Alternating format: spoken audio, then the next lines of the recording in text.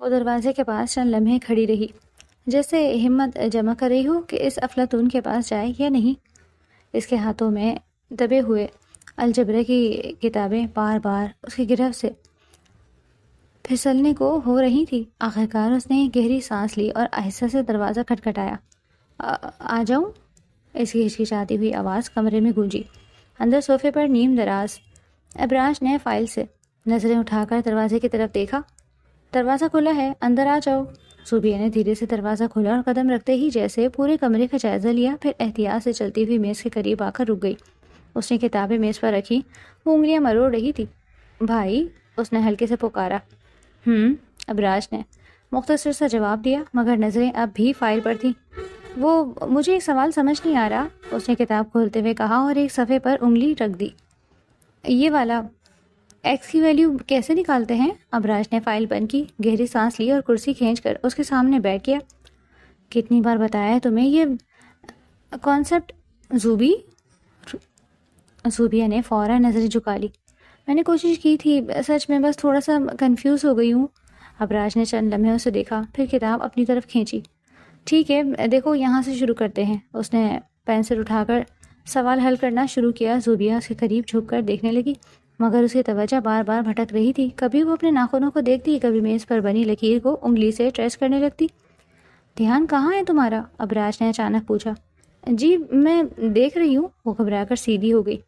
دیکھ نہیں رہی، صرف ادھر ادھر دیکھ رہی ہو۔ اس کا لہجہ سخت ہو گیا۔ یہ بہت بیسک سوال ہے اور تمہیں یہ بھی نہیں آ رہا؟ زوبیہ نے ہونٹ بھینچ لیے۔ میں کوشش کر رہی ہوں نا، 2 گھنٹے سے یہی سن رہا ہوں میں۔ اس نے پینسل میز پر رکھ دی۔ فوکس کرو زوبی۔ اسی لمحے کھڑکی سے باہر سے ایک رنگین تتلی اڑتی ہوئی گزری۔ زوبیہ کی نظریں بے اختیار اس کی طرف اٹھ گئیں اور اس کے چہرے پر ہلکی سی مسکراہٹ آ گئی۔ کتنی خوبصورت ہے، وہ بے ساختہ بولی۔ بالکل زوبی، ابراج کی آواز پر تیز ہو گئی۔ وہ چونک کر واپس اس کی طرف مڑی۔ میں تمہیں کیا سمجھا رہا ہوں اور تمہیں تتلیاں نظر آ رہی ہیں؟ اس کی آواز میں افواز جھنجھلاہٹ تھی۔ زوبیہ کے چہرے کی مسکراہٹ ایک دم مان پڑ گئی۔ میں بس 1 سیکنڈ کے لیے، بس ہر بار یہی ہوتا ہے، اس نے کرسی سے اٹھتے ہوئے کہا۔ اگر تمہیں پڑھنا ہی نہیں تو وقت ضائع مت کرو میرا اور جاؤ یہاں سے۔ زوبیہ کی آنکھوں میں فوراً نمی اتر آئی۔ میں پڑھنا چاہتی ہوں، وہ منمنائی۔ تو پھر سنجیدہ ہو جاؤ، لاپرواہ کہیں کی۔ یہ جملہ جیسے آخری ضرب ثابت ہوا تھا۔ زوبیہ نے کتاب بند کی، اسے میز پر دھکیلا اور کھڑی ہو گئی۔ آپ ہمیشہ ایسے ہی کرتے ہیں، اس کی آواز تیز ہو گئی۔ مجھے ڈانٹتے ہیں، کبھی آرام سے سمجھاتے ہی نہیں۔ آخر وہ رو دی۔ وہ اس کی روحان سے سی آواز پر بری طرح تپ گیا۔ اب یہ کیا نیا ڈرامہ ہے زوبی؟ تم مجھے ایک بات صاف صاف لفظوں میں بتاؤ، تمہیں پڑھنا ہے یا نہیں؟ میں ڈرامہ نہیں کر رہی، اس کی آواز پہلی بار اونچی ہوئی۔ آنسو اس کی پلکوں سے بہہ نکلے۔ مجھے نہیں پڑھنا آپ سے۔ وہ جلدی سے مڑی، کتاب اٹھائی بھی نہیں اور بھاگتی ہوئی کمرے سے باہر نکل گئی۔ دروازہ بند ہونے کی آواز کے بعد کمرے میں عجیب سے خاموشی چھا گئی۔ ابراج وہیں بیٹھا رہ گیا، مٹھی بھیجے، اور پھر آہستہ سے کرسی پر بیٹھ گیا۔ اس کی نظر میز پر کھلی کتاب پر پڑی، جہاں پینسل سے ادھورا سا جواب لکھا تھا، اور اس کے برابر میں زوبیہ کے آنسو کے 2 قطرے اب بھی چمک رہے تھے۔ ابراج نے گہرا سانس لیا اور تھکے ہوئے انداز میں اپنی پیشانی رگڑی۔ کھنپٹیوں میں اٹھی ٹھیس جیسے اس کا ضبط کا امتحان لے رہی تھی۔ وہ چند لمحے وہیں ساکت کھڑا رہا، پھر اچانک بیزاری سے کرسی کو ٹھوکر مار دی۔ کرسی فرش پر رگڑ کھاتی ہوئی پیچھے جا لگی اور کمرے کی خاموشی میں کرخ سے آواز گونج گئی۔ یہ ناممکن ہے، اس نے زیر لب ہڑبڑاتے ہوئے قدم بڑھائے اور کمرے میں چکر لگانے لگا۔ اس کے ذہن میں بار بار ایک ہی سوال گونج رہا تھا، آخر کیوں خاندان والے اس 19 سالہ لڑکی کو یونیورسٹی بھیجنے کے خواب دیکھ رہے تھے، جس کا ذہنی معیار ابھی تک معصوم بچوں جیسا تھا؟ وہ الجھا ہوا تھا اور اس الجھن میں چھپی جھنجھلاہٹ اسے مزید سخت بنا رہی تھی۔ ادھر زوبیہ سیڑھیوں سے نیچے اترتی ہوئی، ہر قدم کے ساتھ اس کے آنسو تیز ہوتے جا رہے تھے۔ اس کی ہچکیاں سنسان راہداری میں گونج رہی تھیں۔ وہ دوڑتی ہوئی حویلی کے بڑے ہال میں داخل ہوئی، وہی ہال جہاں اس وقت خاندان کی عدالت سجی ہوئی تھی۔ مرکزی کرسی پر چودھری حکمت اللہ خان اپنی مخصوص شان کے ساتھ بیٹھے تھے، ہاتھ میں چاندی کے دستے والی چھڑی، چہرے پر وہی روبدار سنجیدگی، اور سامنے ان کے بیٹے اور بہنوئی خاموشی سے سر جھکائے بیٹھی تھی۔ پورے ہال پر ایک ایسا سکوت طاری تھا جس میں سانس لینے کی آواز بھی نمایاں ہو جاتی، مگر یہ خاموشی زوبیہ کے رونے کی آواز نے توڑ دی۔ دادا جان، وہ سسکتی ہوئی ان کی طرف بڑھی اور گھٹنوں کے بل بیٹھ کر اپنا سر ان کی گود میں رکھ دیا۔ چودھری صاحب کا چہرہ نرم پڑ گیا، ان کی سخت آنکھوں میں اچانک شفقت اتر آئی۔ یہ بچی ان کے مرحوم بیٹے کی نشانی تھی اور اسی لیے ان کے دل کے سب سے قریب تھی۔ انہوں نے آہستگی سے اس کے بالوں پر ہاتھ پھیرا۔ کیا ہوا میری گڑیا کو؟ ان کی آواز میں روک کے ساتھ عجیب سی نرمی بھی شامل تھی۔ کس نے رلایا ہے حویلی کی شہزادی کو؟ ان کے لہجے کی گونج نے کمرے میں بیٹھے ہر شخص کو چونکا دیا۔ زوبیہ نے آنسوؤں سے بھیگا چہرہ اٹھایا، اس کی ناک سرخ ہو چکی تھی۔ ابراج بھائی بہت برے ہیں، وہ ٹوٹتی ہوئی آواز میں بولی۔ مجھے ڈراتے ہیں، ڈانٹتے ہیں، مجھے ان سے نہیں پڑھنا، وہ بہت کھڑوس ہے دادا جان۔ اس نے خوفزدہ نظروں سے ادھر ادھر دیکھا، جیسے ابھی بھی ابراج کی گرجدار آواز اس کے کانوں میں گونج رہی ہو۔ مجھے نہیں کرنی پڑائی زوبیہ۔ بیگم سلمہ فوراً گھبرا کر اٹھی اور اس کا بازو تھام کر اسے کھینچ لیا۔ چپ کرو، یہ کیا طریقہ ہے بڑوں کے سامنے اس طرح بات کرنے کا؟ لیکن زوبیہ اس وقت ضد اور خوف کے بیچ الجھی ہوئی تھی۔ اس نے اپنا بازو چھڑاتے ہوئے پاؤں پٹکا۔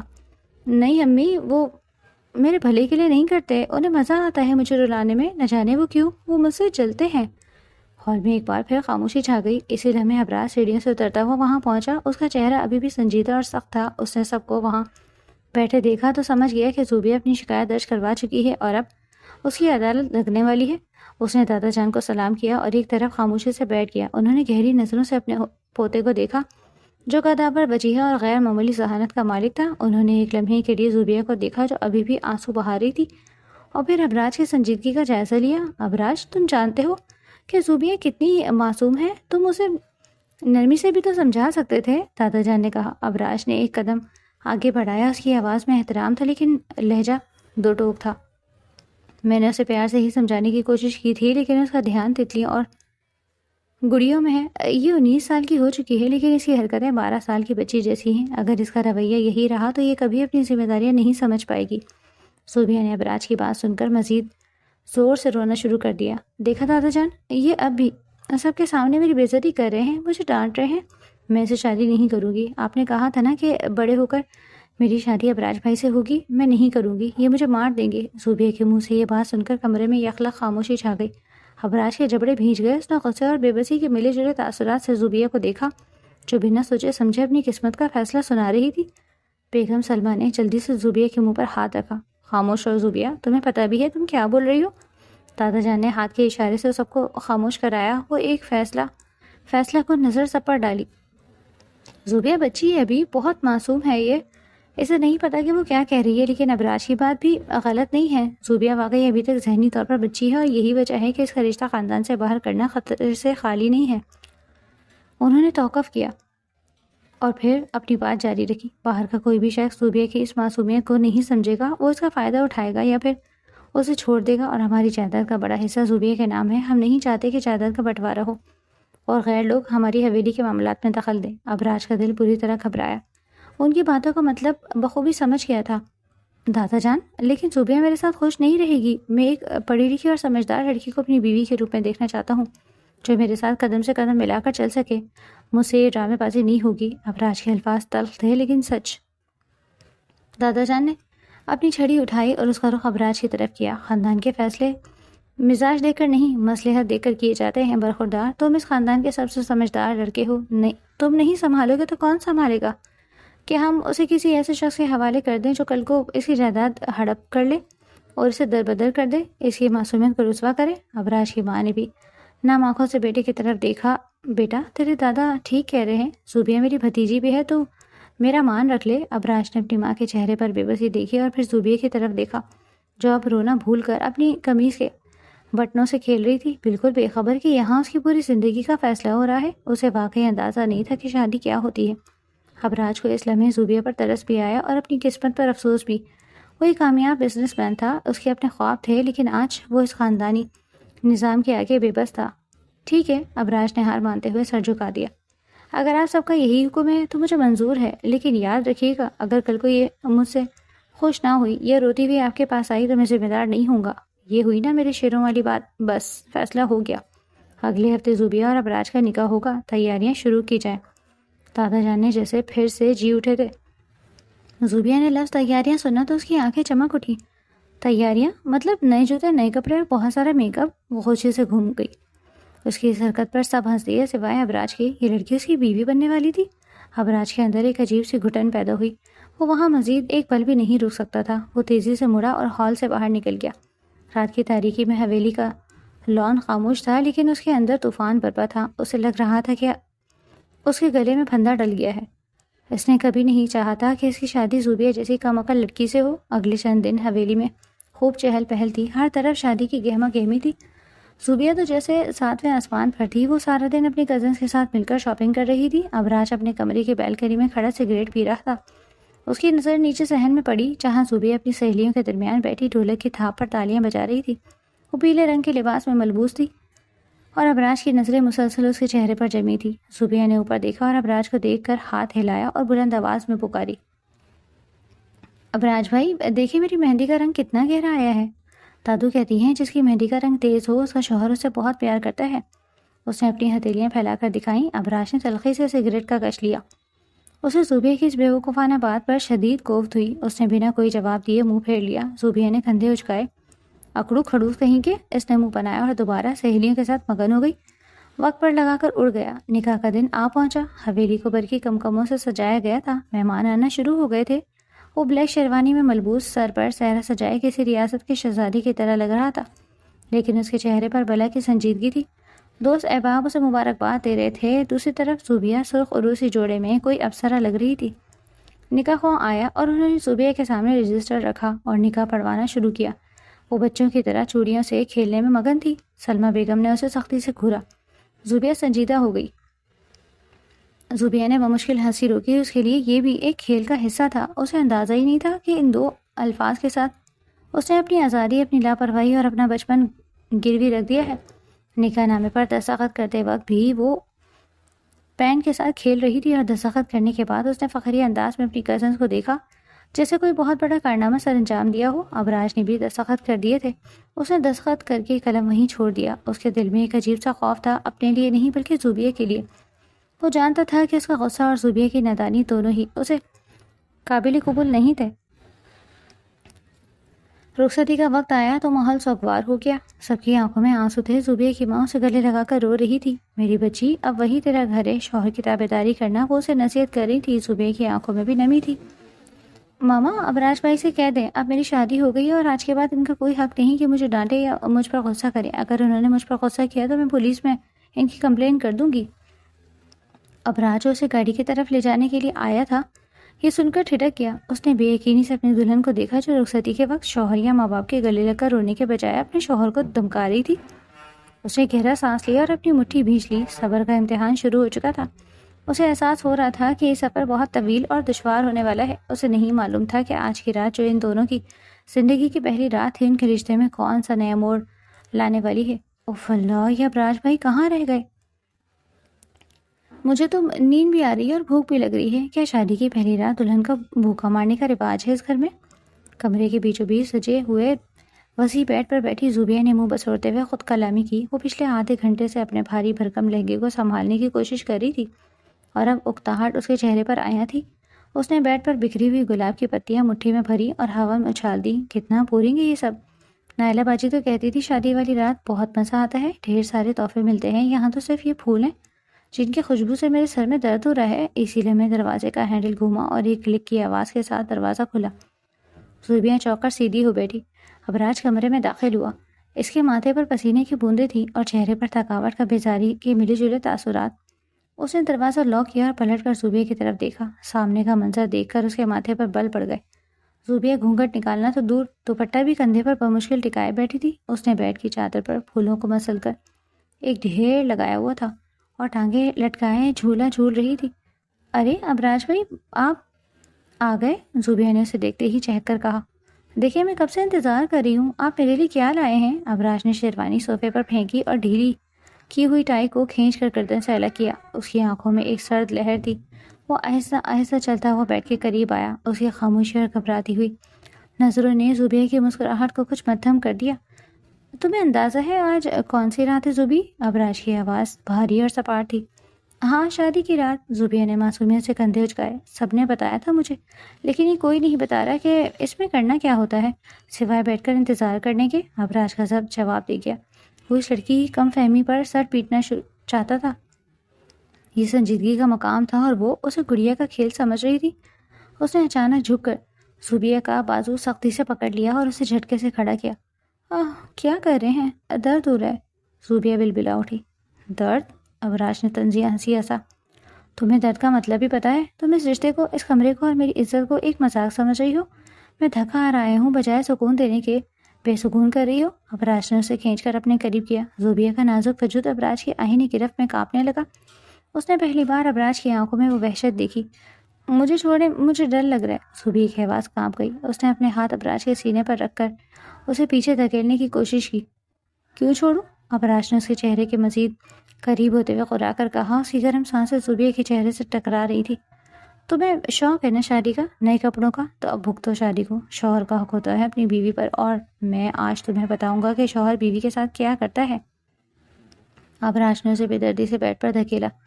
زوبیہ توازن برقرار نہ رکھ سکی اور پھولوں کے ڈھیر پر جا گری۔ اس سے پہلے کہ وہ سنبھلتی، ابراج اس کے اوپر جھک گیا۔ وہ مکمل طور پر اس پر حاوی ہو چکا تھا۔ وہ خوف سے تھر تھر کانپ رہی تھی۔ ابراج بھائی پلیز، وہ روتے ہوئے منمنائی۔ ابراج نے دانت پیسے۔ بھائی نہیں، ابراج بولو بس۔ بھائی نہیں، شوہر ہوں تمہارا۔ اس نے اس کے دونوں ہاتھ کلائیوں سے پکڑ کر تکیے کے ساتھ پن کیا۔ ابراج نے اپنا چہرہ اس کی گردن کے قریب کیا۔ اس کے لمس میں محبت نہیں بلکہ ایک وحشیانہ غصہ تھا۔ وہ اسے یہ احساس دلانا چاہتا تھا کہ زندگی کی حقیقتیں کتنی سخت ہوتی ہیں۔ اس نے سختی سے اپنے ہونٹ اس کی گردن کے نازک حصے پر رکھے۔ زوبیہ کا جسم کسی سوکھے پتے کی طرح لرز اٹھا۔ اس کے منہ سے ایک دبی ہوئی چیخ نکلی اور سسکیاں بند ہو گئیں۔ امی، زوبیہ نے بے اختیار پکارا۔ ابراج کا ایک ہاتھ اس کی کمر پر گرفت مضبوط کر رہا تھا۔ اس کی مزاحمت کو خاطر میں نہیں لا رہا تھا۔ وہ اس کے کپڑوں کی بے ترتیب بگاڑنے ہی لگا تھا کہ اچانک اس کے ہاتھ پر زوبیہ کے گرم آنسو ٹپکے۔ ابراج ایک لمحے کے لیے رکا۔ اس نے سر اٹھا کر زوبیہ کے چہرے کی طرف دیکھا۔ زوبیہ کی آنکھیں خوف سے پھٹی ہوئی تھیں، چہرہ زرد پڑ چکا تھا اور وہ ایسے ہانپ رہی تھی جیسے اس کا دم گھٹ رہا ہو۔ اس کی آنکھوں میں ایک معصوم چڑیا جیسی بے بسی تھی جسے شکاری نے دبوچ لیا ہو۔ اس کا ضمیر اسے زور سے جھنجھوڑنے لگا۔ یہ میں کیا کر رہا ہوں؟ یہ بچی ہے، اسے تو کچھ پتہ ہی نہیں۔ اسے خود پر شدید گھن آئی۔ اس نے فوراً زوبیہ کے ہاتھ کو چھوڑ دیا۔ وہ جھٹکے سے پیچھے ہٹا اور بیڈ کے کنارے پر بیٹھ کر اپنا سر ہاتھوں میں گرا لیا۔ اس کا سانس بھی پھول رہا تھا۔ زوبیہ فوراً سمٹ کر بیڈ کے کونے میں دہک گئی۔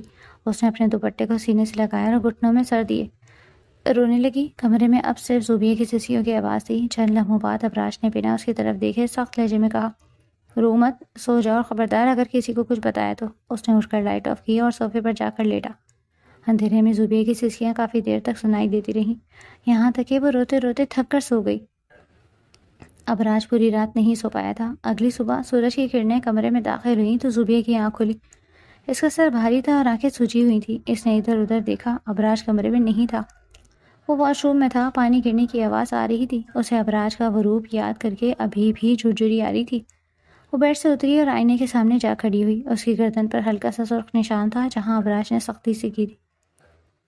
کتنے برے ہیں، چڑیلوں کی طرح نوچ لیا۔ اس نے نشان پر انگلی پھیرتے ہوئے منہ بنایا۔ اسے یہ احساس ہی نہیں تھا کہ وہ کس طوفان سے بچ نکلی۔ ابھی وہ بال ٹھیک کر ہی رہی تھی کہ دروازے پر دستک ہوئی اور ساتھ ہی اس کی کزنس اور سہیلیاں کھلکھلاتی ہوئی اندر داخل ہوئی۔ گڈ مارننگ دلہن بیگم سمیرا، اس کی سب سے شرارتی کزن نے اسے چھیڑا۔ کیسی رہی رات؟ ابراج بھائی نے منہ دکھائی میں کیا دیا؟ دوسری سہیلی نے بیٹھ کی حالت دیکھی، بکھرے ہوئے پھول اور سلوٹے زدہ چادر اور معنی خیز نظروں سے زوبیہ کو دیکھا۔ لگتا ہے رات کافی طوفانی رہی ہے، وہ ہنسی۔ اب بتاؤ نا زوبیہ، کیا ہوا؟ ابراج بھائی تو بہت سنجیدہ لگتے ہیں، رومانٹک بھی ہیں یا نہیں؟ زوبیہ فوراً شروع ہو گئی۔ اسے تو موقع چاہیے تھا اپنا دکھڑا سنانے کا۔ خاک رومانٹک؟ زوبیہ نے ناک چڑھائی۔ تمہیں پتہ ہے وہ کتنے ظالم ہیں؟ رات کو آئے، نہ کوئی گفٹ دیا، نہ پیار سے بات کی، بس آتے ہی مجھ پر غصہ کرنے لگے۔ لڑکیاں دلچسپی سے اس کے قریب ہو گئی۔ غصہ؟ کیوں؟ پتہ نہیں یار، زوبیہ نے لاپرواہی سے کہا۔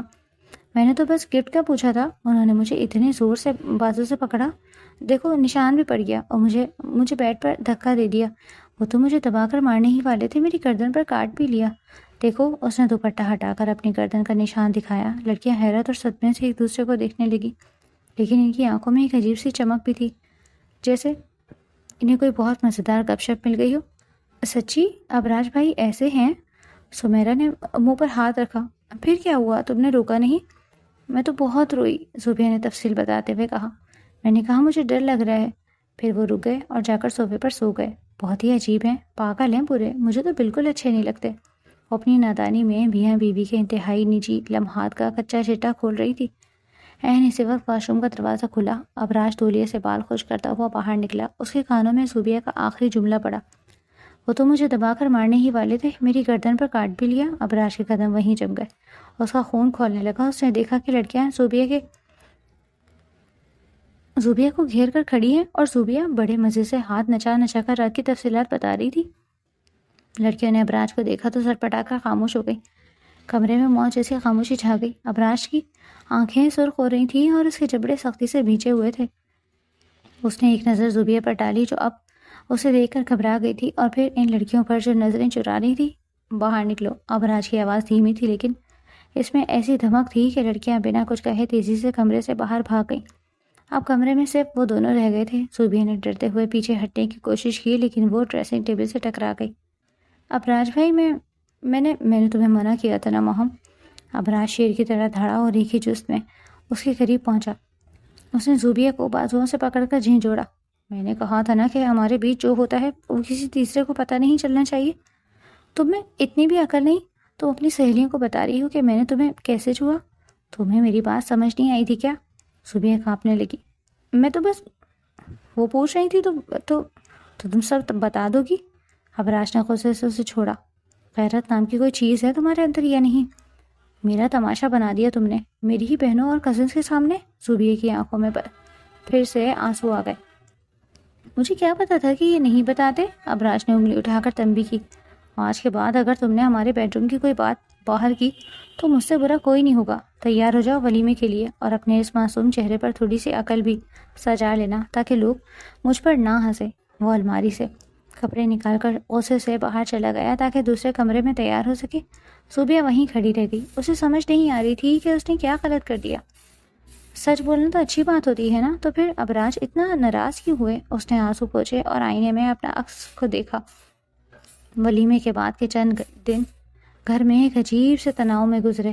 بظاہر سب کچھ معمول پر تھا۔ ابراج نے اپنی حکمت عملی بدل لی تھی۔ وہ صبح سویرے اٹھ کر آفس چلا جاتا اور رات کے واپس آتا۔ جب وہ کمرے میں ہوتا تو کام میں مگن رہتا۔ زوبیہ کے وجود کو وہ ایسے نظر انداز کرتا جیسے وہ وہاں موجود ہی نہ ہو۔ دوسری طرف زوبیہ اپنی فطرت کے ہاتھوں مجبور اسی خاموشی کو ابراج کا اکڑپن سمجھ رہی تھی۔ اسے اس بات کا ذرا بھی احساس نہیں تھا کہ اس کی باتیں ابراج کے مردانہ وقار پر کس طرح کاری ضرب لگا رہی تھی۔ وہ ابھی بھی اپنی اسی دنیا میں مگن تھی جہاں شادی کا مطلب صرف تیار ہونا اور سب کی توجہ حاصل کرنا تھا۔ ایک دوپہر جب ابراج خلاف معمول جلدی گھر آ گیا کیونکہ اس کی طبیعت کچھ ناساز تھی، وہ سیدھا اپنے کمرے کی طرف بڑھا۔ سر درد کی وجہ سے اس کی کنپٹیاں پھٹ رہی تھیں۔ وہ چاہتا تھا کہ سکون سے کچھ دیر سو لے اور شاید زوبیہ اسے پانی یا چائے کا ہی پوچھ لے۔ جیسے ہی اس نے کمرے کے دروازے کا ہینڈل گھمایا، اندر سے زوبیہ کی کھلکھلا کر ہنسنے کی آواز آئی۔ ابراج دروازے پر ہی رک گیا۔ ہائے اللہ، تم سچ کہہ رہی ہو؟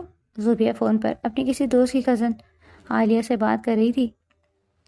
وہ پیٹ کے بل بیڈ پر لیٹی ہوئی تھی اور ٹانگیں ہوا میں لہرا رہی تھی۔ ابراج نے سوچا کہ وہ خاموشی سے اندر جائے یا واپس مڑ جائے، لیکن زوبیہ کے اگلے جملے نے اس کے قدموں کو وہیں جکڑ دیا۔ ارے نہیں یار، زوبیہ نے بے پرواہی سے کہا۔ ارے کہیں نہیں جا رہے، ابراج بھائی تو بہت بورنگ ہے، وہ تو میرے پاس ہی نہیں آتے۔ ابراج کا ہاتھ دروازے کے ہینڈل پر سخت ہو گیا۔ اس کی رگیں تن گئی۔ ہاں نا، زوبیہ نے مزید تفصیل بتاتے ہوئے کہا۔ تمہیں پتہ ہے شادی کو اتنے دن ہو گئے ہیں، انہوں نے مجھے ہاتھ تک نہیں لگایا۔ وہ تو بس صوفے پر سوتے ہیں۔ امی کہتی تھی شوہر پیار کرتے ہیں، یہ تو بس ہر وقت لیپ ٹاپ میں گھسے رہتے ہیں یا مجھے گھورتے رہتے ہیں۔ مجھے لگتا ہے ان کو مجھ سے کوئی دلچسپی ہی نہیں۔ وہ تو بس دادا جان کے ڈر سے شادی کر بیٹھے۔ زوبیہ کی یہ باتیں ابراج کے لیے کسی پگھلے ہوئے شیشے سے کم نہیں تھی۔ ایک تو اس کا صبر، اس کا ضبط کے وہ ایک بچی سمجھ کر اسے وقت دے رہا تھا، اس کے ساتھ زبردستی نہیں کر رہا تھا، اور بدلے میں وہ اسے نمٹ یا بورنگ بنا کر خاندان میں پیش کر رہی تھی۔ اس کی مردانہ غیرت کو اس طرح چیلنج کیا جانا برداشت سے باہر تھا۔ ابراج نے ایک جھٹکے سے دروازہ کھولا۔ زوبیہ، اس کی آواز میں اتنی شدت اور گرج تھی کہ زوبیہ کے ہاتھ سے فون چھوٹ گیا۔ وہ ہڑبڑا کر سیدھی ہوئی۔ سامنے کھڑا ابراج کسی ببرے ہوئے شیر کی طرح لگ رہا تھا۔ اس کی آنکھیں خوف کی طرح سرخ ہوئی تھی، خون کی طرح، اور چہرہ غصے کی شدت سے تمتما رہا تھا۔ ابراج بھائی، آپ کب آئے؟ زوبیہ نے خوفزدہ ہو کر پوچھا۔ ابراج نے کوئی جواب نہیں دیا۔ وہ تیز قدموں سے چلتا ہوا بیڈ کے قریب آیا۔ اس نے بیڈ پر پڑا ہوا موبائل اٹھایا اور آف کرتے صوفے پر پھینکا، اور وہ خوف سے پیچھے ہٹ کر بیٹھ کے بورڈ سے جا لگی۔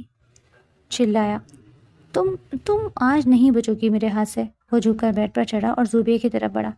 تمہیں بہت شوق ہے نا پوری دنیا کو بتانے کا کہ تمہارا شوہر کیا کرتا ہے اور کیا نہیں کرتا. تمہیں بڑی حسرت ہے کہ میں تمہارے قریب کیوں نہیں آتا. زوبیہ نے ابراج کا یہ روح پہلے کبھی نہیں دیکھا تھا. وہ گھٹنوں کے بل پیچھے کھسکنے لگی تھی لیکن بیٹ ختم ہو چکا تھا. ابراج نے آگے بڑھ کر اس کے دونوں کندھوں کو اپنے مضبوط ہاتھوں میں جکڑ لیا. اس کی گرفت اتنی سخت تھی کہ زوبیہ کو اپنی ہڈیاں چڑکتی ہوئی محسوس ہوئی.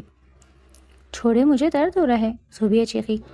درد؟ ابھی تو میں نے کچھ کیا ہی نہیں. ابراج کی آواز میں خطرناک سرگوشی تھی. تم چاہتی ہو نا کہ میں شوہر بن کر دکھاؤں, تو آج میں تمہاری یہ خواہش بھی پوری کر دیتا ہوں تاکہ اگلی بار جب تم فون پر رپورٹ دو تو تمہارے پاس بتانے کے لیے بہت کچھ ہو. ابراج نے ایک جھٹکے سے اسے کھینچ کر بیٹھ کے وسط میں گرایا. زوبیہ نے اٹھنے کی کوشش کی لیکن ابراج نے اپنا بھاری وجود اس پر ڈال کر اسے پلٹنے ہلنے سے بھی قاصر کر دیا. نہیں ابراج بھائی نہیں. زوبیہ نے ہاتھ پاؤں مارنا شروع کیا. وہ اس کے سینے پر مکے مار رہی تھی. بھائی مت کہو مجھے بھائی, ابراج نے غرا کر کہا اور اس کے دونوں ہاتھ پکڑ کر سر کے اوپر پن کیا. ابراج نے زبردستی اس کا چہرہ اپنے ہاتھوں میں جکڑا اور اس کے لرزتے ہوئے ہونٹوں پر اپنے ہونٹ رکھ دیے. یہ بوسہ محبت کا نہیں, سزا کا تھا. اس میں مٹھاس نہیں, کاٹ تھی. زوبیہ کا پورا جسم خوف سے تھر تھر کانپ رہا تھا. وہ ایک نازک کلی تھی جو طوفان کی زد میں آ گئی تھی. ابراج کی گرفت اس کے جسم پر سخت ہوتی جا رہی تھی. اس نے زوبیہ کی شرٹ کے گریبان کو کھینچا تو کپڑا پھٹنے کی آواز آئی. اس آواز نے زوبیہ کو مزید دہشت زدہ کر دیا. امی بچائیں, اس کی آواز گھٹ کر رہ گئی.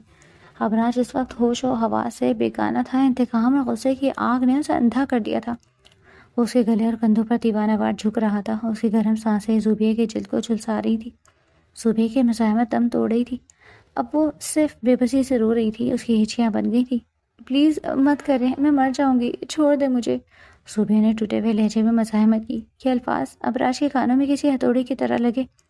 میں مر جاؤں گی. ابراج کا ہاتھ جو مزید سختی کرنے کے لیے اٹھا تھا ہوا میں معلق ہو گیا. اس نے ایک لمحے کے لیے توقف کیا. اس کی بھاری سانسیں زوبیہ کے چہرے سے ٹکرا رہی تھی. اس کا چہرہ آنسوؤں سے بھیگا ہوا تھا. آنکھیں خوف سے پتھرائی ہوئی تھیں. ہونٹ نیلے پڑ رہے تھے اور وہ بری طرح کانپ رہی تھی. اس کی آنکھوں میں وہ خوف تھا جو موت کو سامنے دیکھ کر ہوتا. وہ فوراً پیچھے ہٹا. اس کے جلتے ہوئے ہاتھوں سے زوبیہ کو چھوڑا.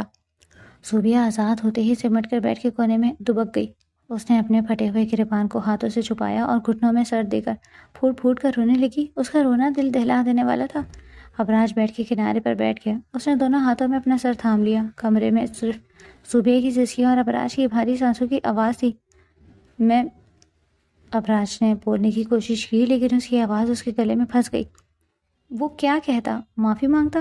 جو اس نے ابھی کیا تھا وہ معافی کے قابل نہیں تھا. اس نے مڑ کر زوبیہ کو دیکھا جو ابھی تک خوف سے کانپ رہی تھی. ابراج نے اپنا ہاتھ اس کی طرف بڑھانا چاہا تاکہ اسے دلاسا دے سکے لیکن زوبیہ نے اسے ہاتھ بڑھاتے دیکھ کر مزید سکڑتے ہوئے ایک چیخ ماری اور پیچھے ہو گئی.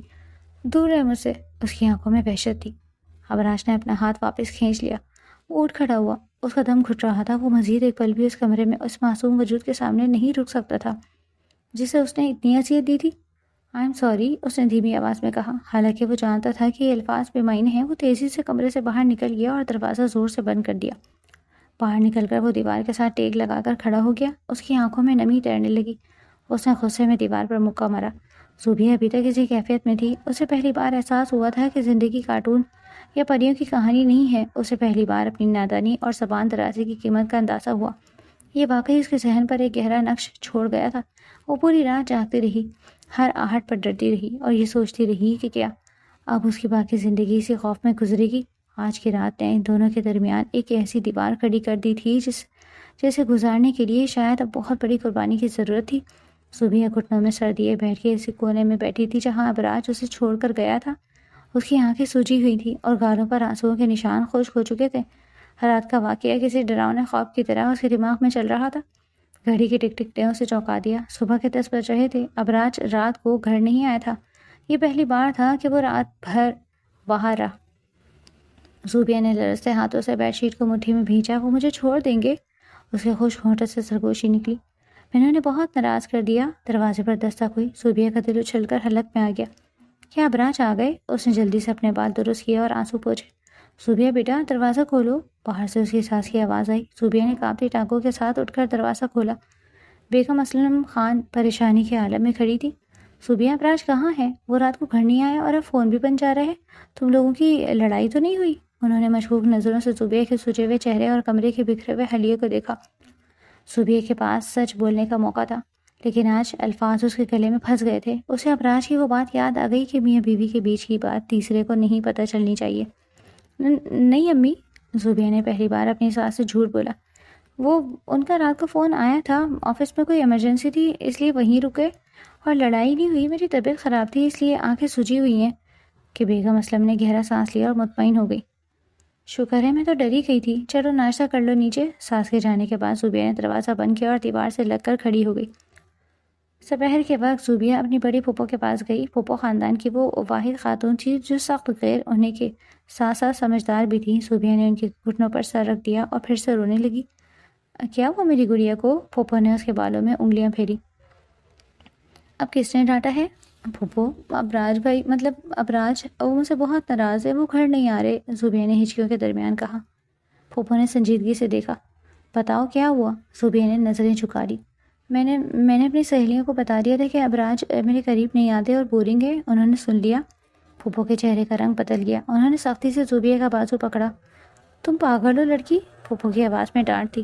شوہر کے ساتھ گزرنے والی راتیں اور باتیں قبر تک راز ہوتی ہیں، تم نے اس کی مردانہ انا کو چھیڑا ہے۔ ایک مرد سب کچھ برداشت کر سکتا ہے زوبیہ، لیکن یہ نہیں کہ اس کی بیوی سے کردار یا تعلق کا مذاق اڑائے۔ تم نے اسے بے عزت کیا ہے۔ زوبیہ کو لگا جیسے کسی نے اسے زور سے تھپڑ مارا ہو۔ مجھے نہیں پتا تھا پھوپھو، میں تو بس مذاق کر رہی تھی۔ شادی مذاق نہیں ہوتی بیٹا، پھوپھو نے نرمی لیکن تاکید سے سمجھایا۔ ابراج تم سے محبت نہیں کرتا تو تم سے شادی کیوں کرتا؟ وہ تمہارا لحاظ کر رہا تھا، تمہیں وقت دے رہا تھا۔ کیوں تم ذہنی طور پر بچی ہو اور تم نے اسے اس کی کمزوری بنا کر پیش کر دیا؟ اگر تم چاہتی ہو کہ وہ تمہیں عزت دے تو پہلے تمہیں بیوی بننا پڑے گا۔ پھوپھو کی باتوں نے زوبیہ کے دماغ کے دریچے کھول دیے۔ اسے اپنی غلطی کا شدت سے احساس ہوا۔ وہ سمجھ گئی کہ ابراج کا غصہ اور وہ زبردستی والا رویہ دراصل اس کی تذلیل کا رد عمل تھا۔ وہ برا نہیں تھا، وہ بس ہرٹ ہوا تھا۔ 2 دن بعد وہ رات گئے گھر آتا، کپڑے بدلتا اور خاموشی سے صوفے پر لیٹ جاتا۔ نہ سلام، نہ کلام، نہ غصہ۔ یہ خاموشی زوبیہ کے لیے اس غصے سے زیادہ اذیت ناک تھی۔ زوبیہ کوشش کرتی کہ اس سے بات کرے۔ آپ کھانا کھائیں گے؟ زوبیہ نے ایک رات ہمت کر کے پوچھا۔ ابراج نے آنکھیں کھولے بغیر سرد لہجے میں کہا، بھوک نہیں ہے، اور کروٹ بدل لی۔ زوبیہ وہیں کھڑی اسے دیکھتی رہی۔ اس کا دل چاہا کہ وہ چیخ چیخ کر روئے، اس کے پاؤں پکڑ لے، لیکن ابراج کے گرد جو حصار تھا وہ اسے قریب جانے کی اجازت نہیں دے رہا تھا۔ اسے محسوس ہو رہا تھا کہ وہ ابراج کو کھو رہی ہے۔ تیسرے دن زوبیہ اپنے کمرے میں اکیلی بیٹھی سوچ رہی تھی کہ وہ ابراج کو کیسے منائے۔ اسے کچھ ایسا کرنا تھا جو انہیں یقین دلا سکے کہ وہ اب کوئی ایسی بیوقوفی نہیں کرے گی۔ اچانک اس کے ذہن میں ایک خیال آیا، ساڑی۔ ہاں، ابراج کو ساڑی بہت پسند ہے۔ زوبیہ نے خود کلامی کی۔ اگر میں ان کی پسند کے مطابق تیار ہوں تو شاید انہیں یقین آ جائے گا میں بڑی ہو گئی ہوں۔ اس نے فوراً الماری کھولی۔ اس کے پاس تو کوئی ساڑی نہیں تھی، اس کے جہیز میں صرف بھاری بھرکم سوٹ تھے۔ اس کا دھیان اپنی امی کی الماری کی طرف گیا۔ وہ دوڑتی ہوئی اپنی امی کے کمرے میں گئی۔ زوبیہ نے ان کا پرانا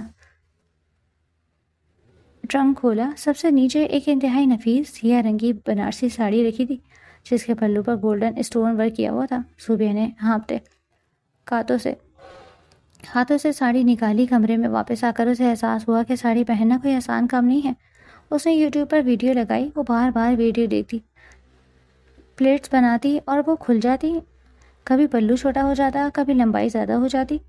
1 گھنٹے کی مسلسل محنت کے بعد وہ ساڑی پہننے میں کامیاب ہو گئی۔ اس نے آئینے میں خود کو دیکھا۔ وہ خود کو پہچان نہیں پا رہی تھی۔ سیاہ رنگ نے اس کی رنگت کو مزید نکھار دیا تھا۔ اس نے بار بار پلو ٹھیک کرنے کی کوشش کی۔ اس نے اپنے بالوں کو کھلا چھوڑ دیا اور ہلکا سا کاجل لگا لیا۔ ہونٹوں پر ہلکی سی لپسٹک لگا کر نازک سی جولری پہن کر اس کی گوری گوری کلائیوں میں چوڑیاں پہن لی۔ وہ بے حد حسین لگ رہی تھی۔ اسے پورا یقین تھا کہ آج وہ ابراج کو ہر صورت منا لے گی۔ شام گہری ہو چکی تھی۔ ابراج کے آنے کا وقت ہو رہا تھا۔ زوبیہ نے کمرے کی لائٹس آف کرتے سائڈ ٹیبل کا لیمپ چلایا۔ کمرے میں دھیمی سنہری روشنی پھیل گئی۔ اس نے ابراج کا پسندیدہ پرفیوم ہلکا سا اسپرے کیا۔ ماحول میں ایک مسرکن خوشبو رچ بس گئی تھی۔ زوبیہ دروازے کے عین سامنے کھڑی ہو گئی۔ دھڑکتے دل کے ساتھ اس کی ہتھیلیاں پسینے سے بھیگ رہی تھیں۔ نیچے گاڑی کا ہارن بجا۔ زوبیہ کا دل زور سے دھڑکا۔ ابراج نے گاڑی گیراج میں کھڑی کی اور اسٹیئرنگ وہیل پر سر ٹکا دیا۔ آج آفس میں کام کا دباؤ بہت زیادہ تھا، لیکن اس تھکاوٹ سے زیادہ اسے وہ ذہنی کوفت مار چکی تھی جو پچھلے چند دنوں سے اس کے گھر کا ماحول بن چکی تھی۔ اس نے ایک گہری آہ بھری، اپنا بریف کیس اٹھایا اور بوجھل قدموں سے سیڑھیاں چڑھنے لگا۔ حویلی میں خاموشی تھی، سب سو چکے تھے۔ دروازہ کھولتے ہی اس کے قدم وہیں جم گئے۔ سائڈ ٹیبل لیمپ کی دھیمی لو پورے کمرے میں ایک طلسماتی ماحول پیدا کری تھی۔ فضا میں موتیا اور گلاب کی ملی جلی وہ خاص خوشبو تھی جو ابراج کو بے حد پسند تھی۔ ابراج نے حیرت سے آنکھیں جھپکائیں۔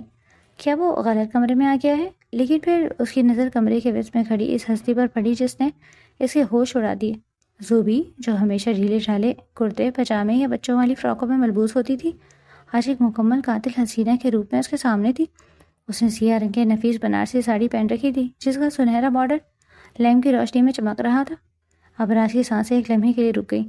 صوبیہ کے بال اس کے کندھوں پر لہروں کی طرح گر رہے تھے۔ اس نے بہت ہلکا سا میک اپ کیا ہوا تھا، آنکھوں میں کاجل کی گہری لکیر تھی اور ہونٹوں پر ریڈ لپسٹک۔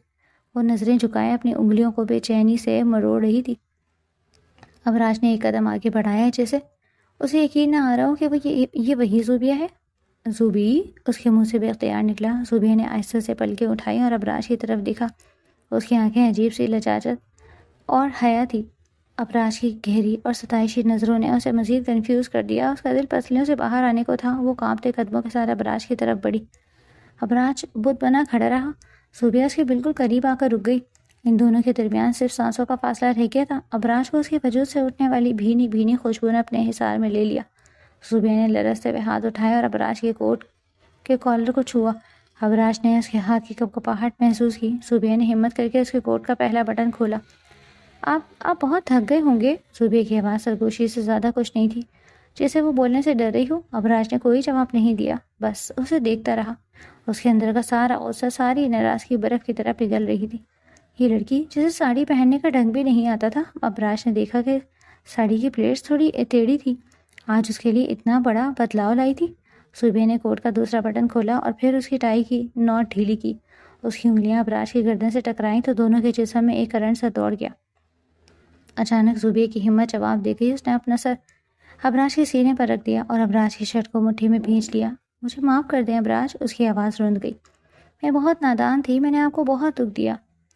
مجھے نہیں پتا تھا کہ بیڈ روم کی باتیں باہر نہیں بتاتی، لیکن میں وعدہ کرتی ہوں اب میں کبھی ایسا نہیں کروں گی۔ میں کبھی کسی کو کچھ نہیں بتاؤں گی۔ اس کے گرم آنسو ابراج کی شرٹ کو بھگونے لگے۔ ابراج کا دل موم کی طرح پگھل گیا۔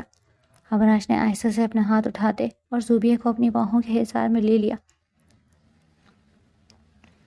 اس کا نازک سا وجود اس کی باہوں میں سمٹ گیا تھا۔ اپنا چہرہ زوبیہ کے بالوں میں چھپاتے ہوئے وہ جیسے اپنے اندر سکون کی لہر اٹھتے محسوس کر رہا تھا۔ پاگل لڑکی، ابراج نے بھاری آواز میں اس کے کان میں سرگوشی کی۔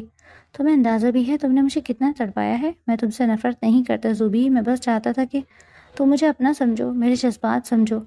ابراج نے نرمی سے اسے خود سے تھوڑا الگ کیا اور اپنی انگلیوں سے اس کی تھوڑی تھام کر چہرہ اوپر اٹھایا۔ زوبیہ کا چہرہ آنسوؤں سے بھیگا ہوا تھا، کاجل پھیل کر اس کی آنکھوں کو مزید گہرا اور پرکشش بنا رہا تھا۔ ابراج نے اپنے انگوٹھے سے اس کی آنسو صاف کیے۔ رو مت میری جان، آج کی رات رونے کے لیے نہیں ہے۔ ابراج کی آنکھوں میں ایک ایسی چمک تھی جس نے زوبیہ کے دل کی دھڑکنیں تیز کر دیں۔ ابراج کی نرمی دیکھ کر زوبیہ کو مزید حوصلہ ملا۔ اسے یقین ہو گیا کہ اس کا شیر جیسا شوہر اپنا راز نہیں ہے۔ اس نے اپنی ایڑیوں پر زور دیا اور قدریں اونچی ہوئی۔ یہ ایک بہت بڑی جسارت تھی، ایک ایسا قدم جس کی توقع ابراج کو بالکل نہیں تھی۔ زوبیہ نے اپنے دونوں ہاتھ ابراج کے رخساروں پر رکھے اور خود کو اوپر اٹھاتے ہوئے اپنے کانپتے ہوئے ہونٹ ابراج کے ہونٹوں کے قریب کر دیے۔ یہ اس کی طرف سے پہل تھی۔ زوبیہ کے ہونٹ کانپ رہے تھے، سانسیں بے ترتیب تھیں اور دل جیسے سینے سے باہر نکل آنے کو بے چین تھا۔ ابراج ایک لمحے کو ساکت رہ گیا۔ اس نے کبھی سوچا بھی نہیں تھا کہ ہمیشہ سہمی نظریں جھکائے رکھنے والی زوبیہ آج اس طرح پہل کرے گی۔ اس کی آنکھوں میں حیرت کی چمک اب آہستہ آہستہ کسی اور ہی جذبے میں بدل رہی تھی، ایک گہری پرکشش نرمی جس میں شدت بھی تھی اور اپنائیت بھی۔ زوبی، میری جان، اس نے دھیمی مگر بھاری آواز میں پکارا، لیکن اس بار زوبیہ پیچھے نہیں ہٹی۔ اس نے اپنی پلکیں بند کر لیں اور اگلے ہی لمحے اس کی نرم لرزتے ہونٹ ابراج کے ہونٹوں سے چھو گئے۔ ابراج نے جیسے ہی اسے محسوس کیا اس کا ضبط ٹوٹ گیا۔ اس نے فوراً زوبیہ کو اپنی باہوں میں کھینچ لیا، مضبوطی سے، جیسے اسے خود سے جدا ہونے نہیں دینا چاہتا ہو۔ اتنی ہمت میری نازک سی جان کی؟ اس نے اس کے ہونٹوں کے قریب سرگوشی کی، آواز میں ہلکی سی شرارت اور گہری کشش تھی۔ زوبیہ کی سانسیں تیز ہو گئیں، اس کا چہرہ سرخ ہو چکا تھا، وہ اپنے لب اس کے لبوں سے مس کر گئی۔